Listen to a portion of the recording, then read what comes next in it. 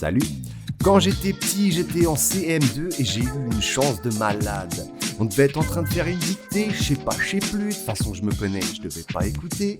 Mais la maîtresse, elle s'est approchée du tableau dans un mouvement de suspense et elle a écrit « Cet hiver, nous allons en classe de neige ». Oh la dinguerie, c'était trop bien, on a pris un train avec tous les copains, on a dormi dedans, le lendemain pas, on était à la montagne, on m'a donné des skis, alors là, je me suis enculé.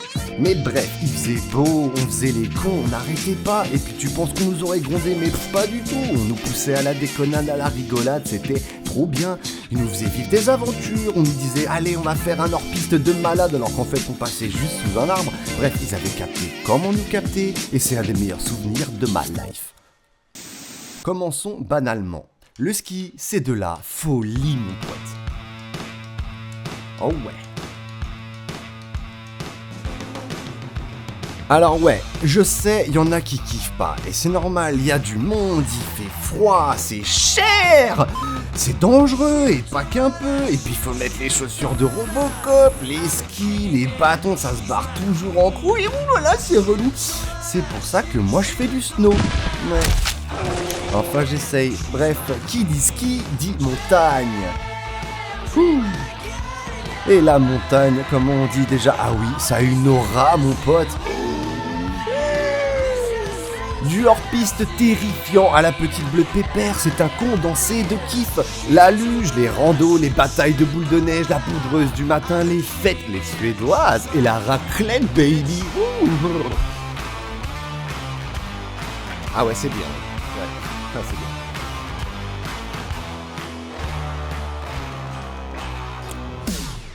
Ok, petit résumé pour faire semblant qu'on fait les choses bien. Le ski c'est vieux, genre très très vieux. On en trouve des traces il y a 10 000 ans en Asie ainsi qu'en Scandinavie, Norvège, Suède, Finlande. Le mot ski vient d'ailleurs du vieux norrois, qui veut dire morceau de bois. Bon, au début c'est un outil de chasse, puis évidemment ça devient militaire. En chemin, certains se sont rendus compte que c'était super pratique et vachement rigolo, et d'autres ont voulu savoir qui c'est qui avait les plus grosses couilles. Et donc forcément, vers 1900, la vision sportive du ski est née, grosso merdo. En 1924, les premiers Jeux Olympiques d'hiver à Chamonix en France, on enchaîne parce qu'on s'en fout, et... Ok, là on est bon. Vous êtes prêts? 3, 4... Ouf. Laissez-moi vous présenter les Jeux Olympiques de Grenoble 1968, et il faut savoir qu'au JO précédent, il y a eu 2 morts, et donc cette année on dispose de mesures de sécurité renforcées. Et quand on voit ces superbes images, on est en droit de se poser 2 questions. La première c'est est-ce qu'ils sont fous? Et la réponse courte c'est oui, mais la deuxième c'est est-ce que vous pensez que ça donnait envie aux gens de faire du ski?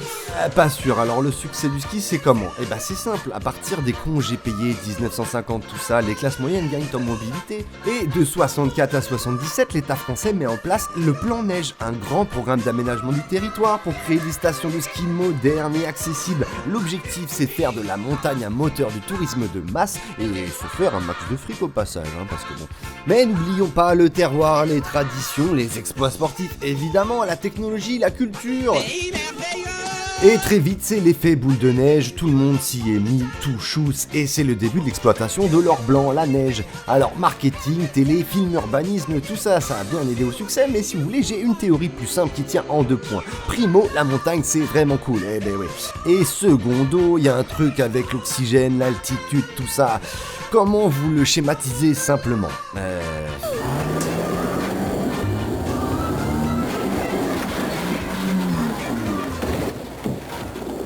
Je crois que la neige, ça rend les gens un peu cons.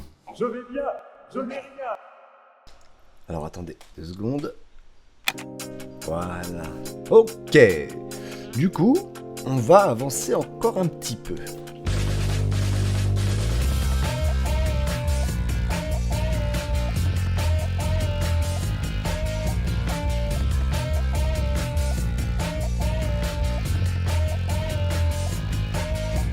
Alors oui, vous le saviez peut-être, mais le ski c'est une histoire qui a très vite pris de l'ampleur, c'est devenu un univers tout entier et il y en a pour tous les goûts. Tu veux de la vitesse, bam, la descente, tu veux de la technique, le slalom ou le slalom géant, tu veux de la polyvalence, le super G.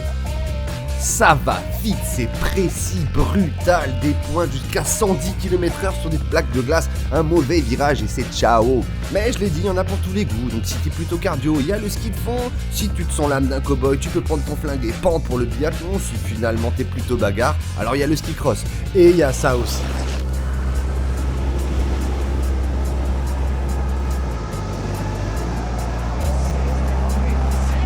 Bref, c'est la guerre, ça se bagarre sur tous les fronts, les athlètes redoublent d'efforts, flirtent avec le danger pour décrocher des dixièmes de seconde et prendre la win, et donc nous, on vit de grands moments de sport. Ça va hyper vite. Oh là là, la folie. Oh les Frenchies là. She's taken gold. Et puis vous savez quoi? Eh ben on s'en fout. Ouais, désolé.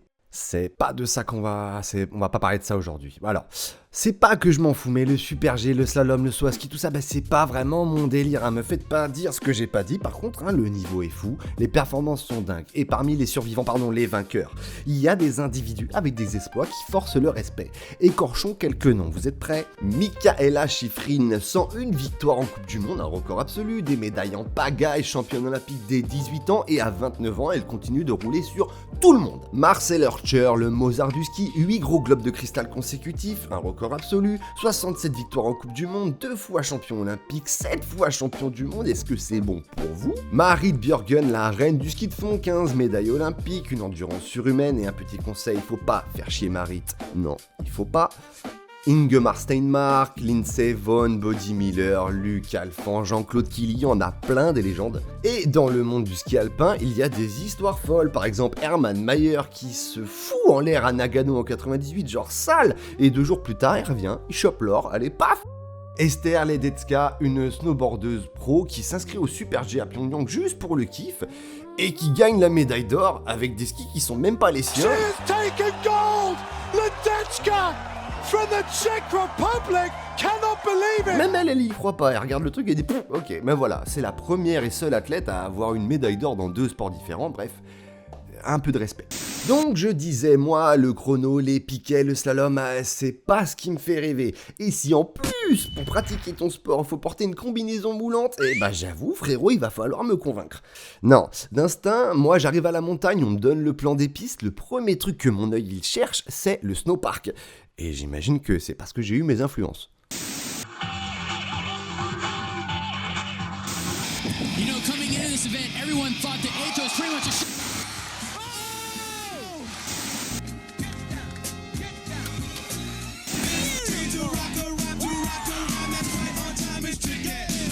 Le petit salto arrière. Ça fait pas vraiment partie du parcours, mais comme j'ai fait un peu de gym. Un jour, j'étais sur YouTube à regarder des conneries, j'imagine. J'ai dû taper Amazing ou un truc flou parce qu'à cette époque-là, ça suffisait et...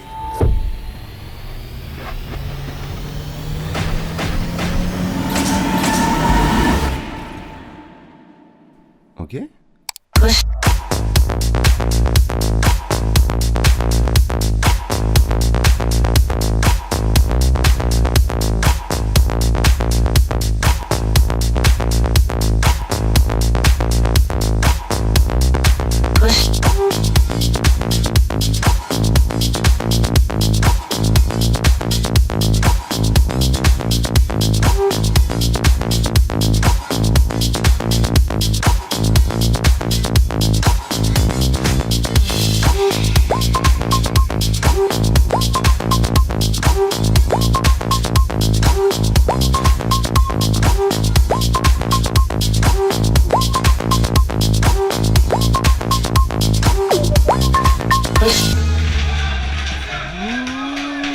C'était quoi ce délire? Mais c'est qui ce mec? J'aime bien moi ça j'aime bien, c'est qui, c'est quoi? C'était Candide Tovex. Et on va en parler. Vous savez, j'ai fait une vidéo sur Rodney Mullen et déjà merci parce que vous lui avez fait un accueil de gueudin, like, commentaire et tout, franchement ne changez rien, vous êtes trop fort.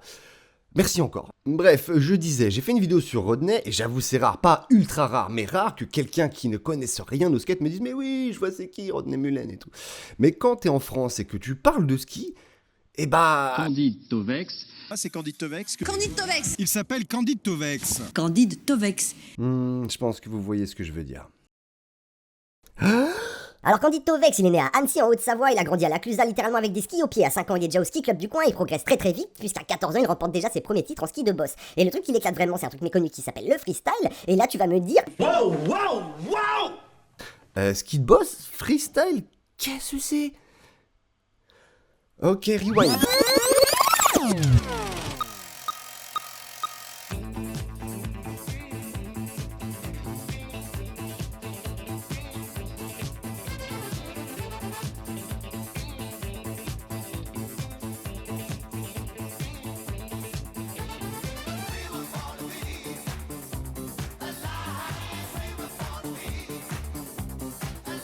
Vous voyez cet ambitieux jeune homme là? Vous vous demandez s'il sait vraiment ce qu'il fait, et très franchement, moi aussi. Mais paraît-il que cette descente chaotique aux allures de show comique est en fait parfaitement contrôlée, même que ça porte un nom, on appelle ça le hot dogging. Yeah.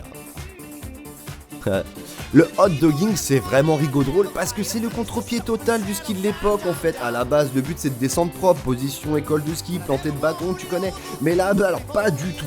Là c'est l'inverse. Tu joues, tu testes, tu kiffes, tu t'envoies en l'air, c'est freestyle. C'est libre, pas carré, il n'y a pas de juge encore et les codes c'est pas du tout les mêmes. Par exemple, les chutes obligatoires, mais attention, de la belle chute, hein, une gamelle cool, avec un recovery, tu tombes mais tu te relèves, comme si t'avais fait exprès. Tu transformes ta galère en style avec un côté rodéo, tu vois, t'as glissé sur les fesses, plus 10 points, t'as twisté dans un rocher, pas grave. De toute façon, ça veut rien dire. Du moment que t'as l'air d'avoir survécu et que t'as pas de doute dans le regard, c'est bon. Tu fais un petit spin à l'arrivée, genre vous avez rien vu, et tu continues. Et à force de tester les limites, de chuter, bah c'est sûr qu'on finit par trouver des petits trucs stylés. Et c'est ça, le freestyle à la base, des skieurs qui veulent juste s'éclater une bonne grosse marade. Mais bon, ça veut pas dire qu'ils avaient pas un peu de talent. Et donc c'est les pionniers, donc on va encore une fois écorcher quelques noms parce que c'est obligatoire. Steiner Inside, Wayne Wong, putain, John Clendenine, Scott Brooks, Bank, Bob Howard et plein d'autres qu'on oublie évidemment, de toute façon j'ai la flemme. Ils ont foutu le dawa dans un sport trop propre, trop sérieux, ils ont cassé les règles, inventé de nouvelles lignes. Le hot dogging du début c'était chaotique, hein. Mais comme souvent, ce qui commence en bordel finit en tableau Excel, et donc la FIS s'est emparée de tout ça, elle a voulu tout cadrer. On a découpé le truc, on a mis des noms, des points, des juges, et on va chercher à intégrer directement ces disciplines au JO. Et donc le ski de boss là-bas ça vient direct de là. Tu descends un champ de boss pour te flinguer les genoux, puis gros jump, tu balances une figure, puis tu te redétruis les genoux, puis refigure. Ah, c'est le ski de boss. Et figurez-vous qu'il y a encore des plus grosses boss si vous voulez, hein. Les aerials, vrille, salto à plus de 10 mètres du sol, au début sans casque parce que YOLO. Et enfin la dernière discipline aujourd'hui disparue, le ski ballet. Ouais, ils ont essayé de faire du patin artistique version fluo sur la neige et on peut rigoler, hein, je suis avec vous, mais ouais, parmi vous, là, qui fait ça? Vas-y, levez la main qu'on voit, ouais. Mais le tourbillon, par contre, il me termine, hein, c'est terrible. Bref, à la base, le ski freestyle, c'est ça. Maintenant, on va avancer encore un tout petit peu, histoire de... Et on va voir que ça a déjà pas mal changé.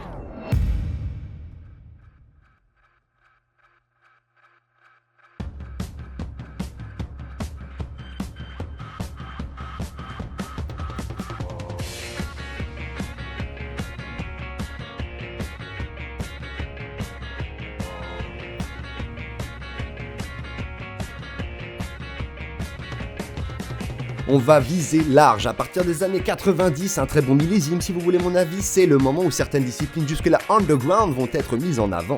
Notamment grâce à une compétition qui a clairement bousculé le délire, les X Games. Créé en 1995, c'est la première fois qu'on met en avant un panel aussi large de sports extrêmes, et ça va marquer toute une génération. Moi, ce qui me faisait particulièrement kiffer, c'était de voir que tous ces sports, toutes ces disciplines parfois rivales, elles étaient pas cloisonnées, non, elles s'influençaient entre elles. On partageait le lexique, les attitudes, la manière de concevoir le terrain, de réaliser des vidéos, bref, on se refile les codes.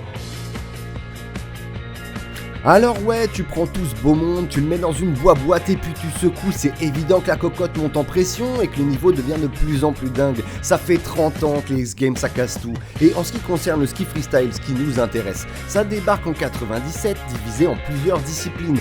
D'abord le big air, puis le halfpipe, le slopestyle, le très récent street style et la petite dernière que je vous garde pour la fin. Bref, ça commence à parler super sérieux, tout le monde s'éclate, et c'est là qu'on se rend compte que parmi les oiseaux de la glisse, il y a des noms qui reviennent assez régulièrement, genre Auclair, Olson, Keuson, Taylor Hall. Et maintenant, il est temps de vous parler d'un certain quelqu'un. Mesdames, messieurs, j'ai l'honneur de vous présenter le GOAT du ski freestyle français, Candide Tovex. Il y a des riders qui marquent une époque, d'autres qui marquent l'histoire, et il y a Candide Tovex. Ok. Bon, je vous l'ai dit tout à l'heure brièvement, mais avec Candide, tout a commencé très très tôt. À 2 ans, il avait déjà des skis au pied. À 5 ans, il intégrait le ski club de la Clusaz. À 14, il raflait déjà des titres en ski de boss. Ok, le gamin a faim, et pas seulement, il a du style, de l'audace, et surtout il a l'œil. Il regarde, il observe, il s'inspire, et c'est ça qui fera la différence, parce que c'est le genre de gars, tu fais un truc devant lui, il te regarde, après il s'élance, il fait une dinguerie, puis il revient, et puis il te dit « J'ai essayé, ça marche. » Un petit con, ouais. Bref, en plus de ce don qu'il a, il a du goût, et évidemment, ce qu'il préfère, c'est le freestyle. Et donc quand t'es comme Candide, beaucoup trop chaud, et que t'aimes le freestyle, X Game là... And the kid is on fire. 17 years old. Were you doing that when you were 17? Just what's he got? Look at the look at the amplitude he's getting. He is redefining the sport as we know it. Start off with a series of rails and Candide, a master, looking like Fred Astaire. Just doing some dance in there for you. Bah ouais, champion. Qu'est-ce que tu veux que je te dise? Ouais, du coup, ok, il est balèze, mais c'est quoi? C'est juste un mec fort en ski? C'est parce que tout à l'heure t'as parlé de Taylor Hall, et lui, il a beaucoup de médailles. Alors, est-ce que c'est pas lui le GOAT du coup? Eh bah si.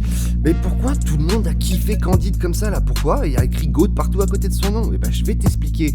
À l'époque, je l'ai mentionné, mais toutes ces disciplines, elles s'influençaient entre elles. Mais ça veut pas dire qu'il y en avait pas qui étaient plus cool que d'autres. Et vous savez quoi, le ski, c'était pas très cool. Ouais, non, c'était pas ouf. Et évidemment, dans les sports de neige, le plus hype, c'était sans conteste le snowboard, parce que le snowboard, c'est jeune, ça a une aura, c'est rebelle, et ça, les skieurs, ils ont kiffé, ils ont bien capté, et du coup, ils les observent et ils cherchent à percer le secret.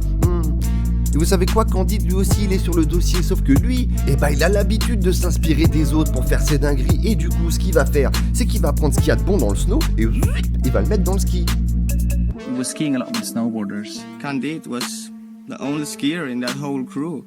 I think there was no other guy that was hitting the stuff on skis. He was the first skier to make all his moves really cool. You know, some guys were trying, but I don't know if the inspiration was wrong.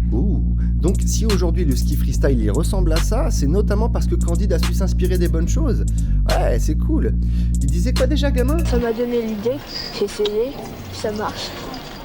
Ouais, comme quoi, ça marche bien, ouais. Je vous emmène aux États-Unis, plus précisément dans l'Utah, devant un canyon de 37 mètres réputé infranchissable, le Chad's Gap.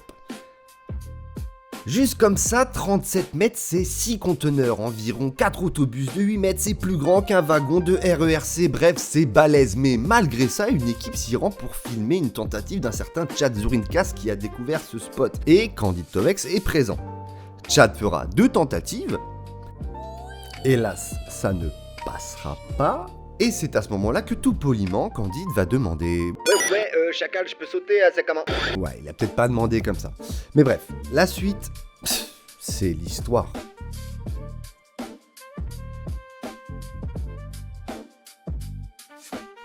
C'est le premier à franchir ce gap monstrueux, en plus avec l'art et la manière. Qu'est-ce que vous voulez que je vous dise? De toute façon, il y a 2 manières de voir les choses. La première, c'est de se dire que Candide Tovex est un rider fabuleux et qui va faire des choses de fou. Et la deuxième, c'est que c'est un fou qui se prend pour un drone FPV. Genre sa vie, c'est « Allez, j'y vais !» Quoi qu'il en soit, il va nous régaler avec des tricks de fou. Et lui, il va se régaler avec des médailles d'or. Une dans 3 des disciplines du freestyle ski aux X Games. À cette époque-là, Candide Tovex, c'est clairement quelqu'un, et tout le monde s'accorde à dire que ce bouillon a du potentiel pour aller plus loin. Et lui-même se dit la même chose, et c'est pour ça qu'il va toujours repousser les limites. Le problème quand on cherche à repousser les limites, c'est qu'en même temps on flirte avec le danger.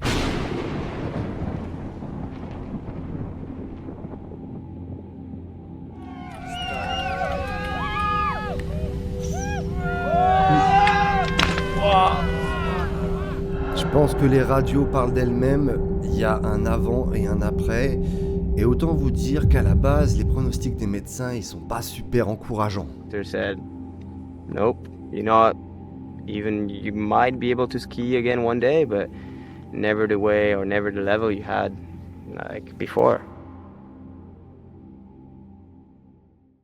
Ouais, mais tu connais, seulement 2 ans plus tard, il est de retour. Il sort une vidéo, Candid Camera.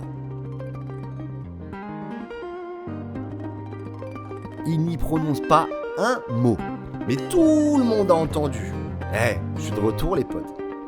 Et j'ai bien envie de conquérir ça là, le freeride.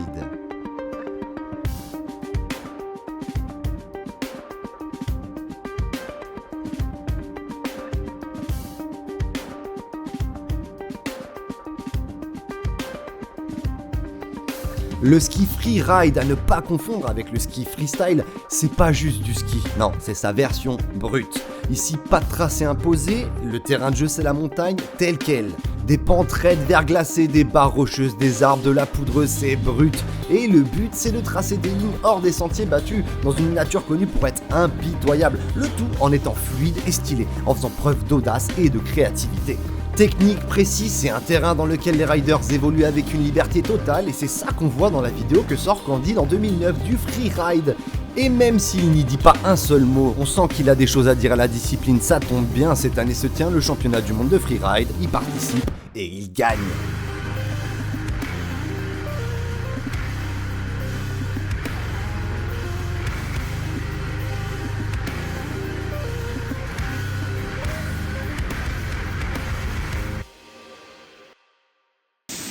Sa première participation, il a mis tout le monde d'accord, passer du parc au freeride, personne ne l'avait fait, encore moins en retour d'une blessure comme la sienne. Et là, on arrive au moment où j'ai découvert le monsieur, parce que comme si ça suffisait pas de boire la concurrence, il va aussi dropper sur internet des vidéos devenues mythiques, les One of Those Days, 1, 2 et 3, et c'était cool. Tournées en POV avec une GoPro, elles explosent internet, c'est des millions de vues. C'est parmi les premières, si ce n'est les premières vidéos virales de ski. C'est spectaculaire, c'est fluide, c'est drôle, des tricks de folie, des transitions, de la mise en scène. Il y a du taf, parce qu'on croit que c'est une vidéo GoPro comme ça. Mais non, pas du tout, il aurait déboursé quand même un peu de moulaga pour faire tout ça. En même temps, il saute par-dessus un hélicoptère, un parapente, une reconstitution du Tour de France. Il sortira Few Words en 2012, un film documentaire sur sa carrière dans lequel j'ai allègrement pioché les images pour cette vidéo. Il a raidé la Grande Muraille de Chine, l'océan, le désert, je veux dire à ce niveau-là, il n'y en a pas beaucoup qui s'assoient à sa table. Tovex, c'est ça, un pionnier parmi les créateurs du ski freestyle moderne, un flow unique et un parcours de shonen qui pète la classe. Compétition, tricks, freeride, vidéo, à chaque fois, il a changé la méta. Alors aujourd'hui, quand on parle de ski, son nom revient toujours et c'est pas étonnant. Voilà, Candid Tovex, merci pour les travaux, bisous. Mais est-ce que c'est le GOAT ? Eh bah non. Enfin, c'est le GOAT dans nos cœurs si vous voulez, mais c'est pas le GOAT niveau médaille, ni en freestyle, ni en freeride. Alors j'ai bien conscience que les médailles, ça veut pas tout dire, et d'ailleurs Candid nous l'a prouvé, mais il faut bien un classement pour savoir c'est qui papa. Et donc c'est qui papa ? Est-ce que ce serait pas Tanner Hall par hasard avec ses 11 médailles aux X Games, dont 7 médailles d'or ? Non ? Ah ? Eh ben c'est qui alors ? Eh ben je vais vous le dire, mais avant ça, est-ce que vous connaissez Red Bull ?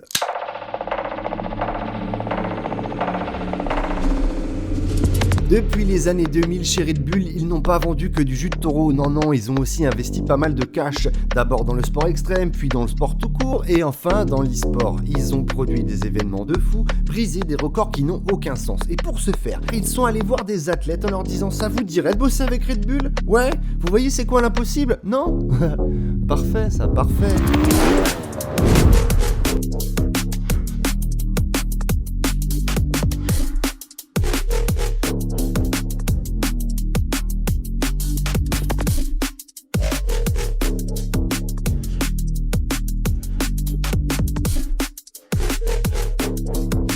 Ok, très lourd, mais pour le ski, c'est comment ? En ce qui concerne le ski, chez Red Bull, ils sont en mode SSX avec notamment Jesper Jader et Fabian Bosch qui n'ont pas les mêmes contraintes gravitationnelles que nous. Jugez par vous-même. Ouais, j'en suis à un stade où presque ça m'énerve, c'est indécent. Je veux dire, excusez-moi, mais qui fait ça, là? Qui fait ça? Voilà.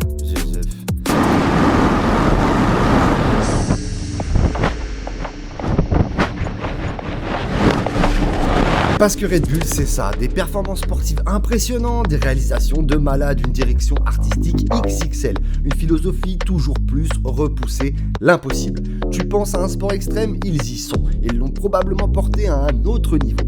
Red Bull, c'est le blockbuster du sport extrême, tout est grandiose, abusé, délirant, et en plus, ils sont partout. Alors logique que le GOAT du ski freestyle, il soit... Ah ouais. Ok. Et c'est lui. Ah, bouge pas mon pote, on arrive. Ok, alors Red Bull, c'est la démesure, les hélicos, les vidéos super léchées, les performances impressionnantes et tout le tout team. Et du coup, chez Monster, tout pareil en fait. Ils ont des hélicos, des vidéos, des spots de fou, des athlètes légendaires, tout ça, mais ils ont juste pas la même DA. Red Bull, c'est plus... Alors que chez Monster, c'est carrément plus...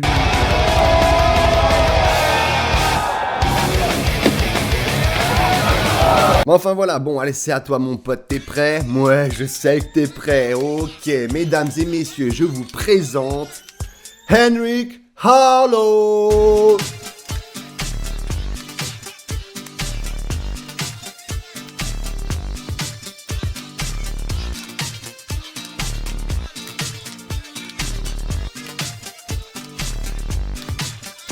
Henrik Harlaut, le GOAT? Point d'interrogation? Bah alors oui, mais le GOAT de quoi? Parce que je vous ai peut-être un peu perdu avec le shift de Candide vers le freeride, mais là, on parle de freestyle pur. On va même dire qu'on parle exclusivement des X-Games. Comme ça, voilà.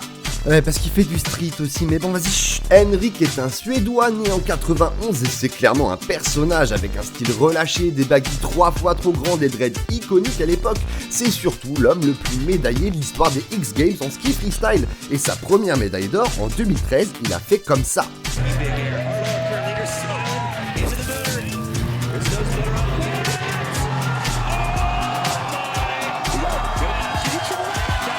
Qu'est-ce que c'était? Bah je vais vous le dire, qu'est-ce que c'était? C'est un Nosebutter Triple Cork 1620. Ah je sais. Un Nosebutter, c'est quand le rider fait pivoter son corps en cédant de l'appui sur l'avant de ses skis, le nose, et avant même de décoller complètement de la bosse, il étale le beurre là en faisant une rotation initiée, puis après il part pour un Triple Cork 3 vrilles désaxées avec 1620 degrés de rotation, soit 4 tours et demi. Le tout ultra propre, dans un flottement divin. What damn! C'était tellement chaud que même le caméraman s'est évanoui, genre paf! Un trick qui n'avait jamais été fait en compétition jusque-là, et croyez-moi qu'il va pas s'arrêter là.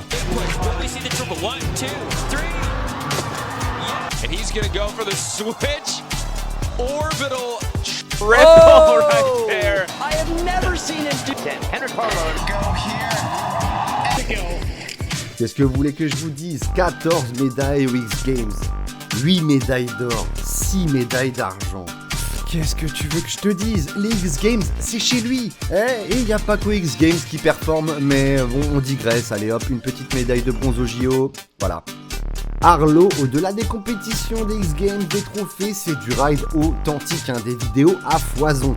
Tu choisis ton biome préféré, parc, backcountry, street, t'appuies sur start, et c'est parti. Il est juste trop fort. Ouais, je vous ai montré des mecs qui font des saltos, des loopings dans tous les sens et vous allez me dire mais c'était beaucoup plus fou. Non, mettez du respect sur Harlaut parce que c'est ça le ride authentique, le mec est chaud. Et puis je le kiffe, regardez cette tête, je sais pas, il me fait marrer, il a des gestuels de ouf, il est toujours à fond. Ça se voit qu'il s'éclate, ouais, je sais pas, il transpire cette culture et ça a l'air d'être un cool dude. En plus, il écoute du bon son.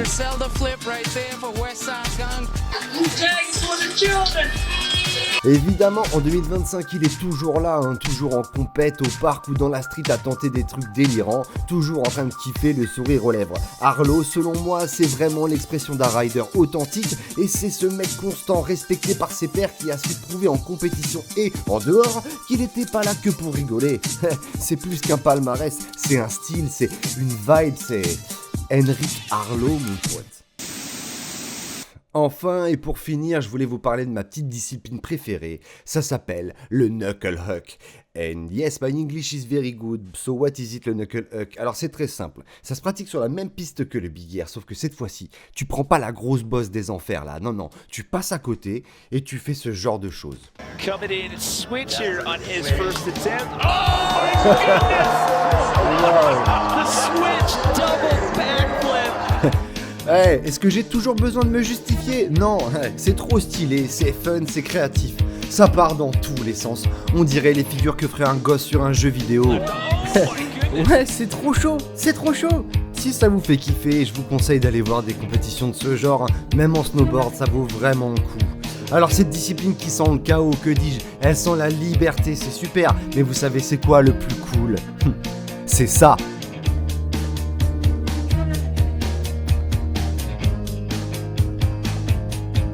Il y a des riders qui tombent volontairement pour enchaîner avec une figure comme si ne rien n'était. Oh, ça vous rappelle rien? Alors ouais, c'est vrai qu'à l'époque c'était un peu différent et qu'on a fait du chemin depuis, mais si les pionniers du hot dogging y voyaient ça là, eh ben ils seraient probablement très fiers.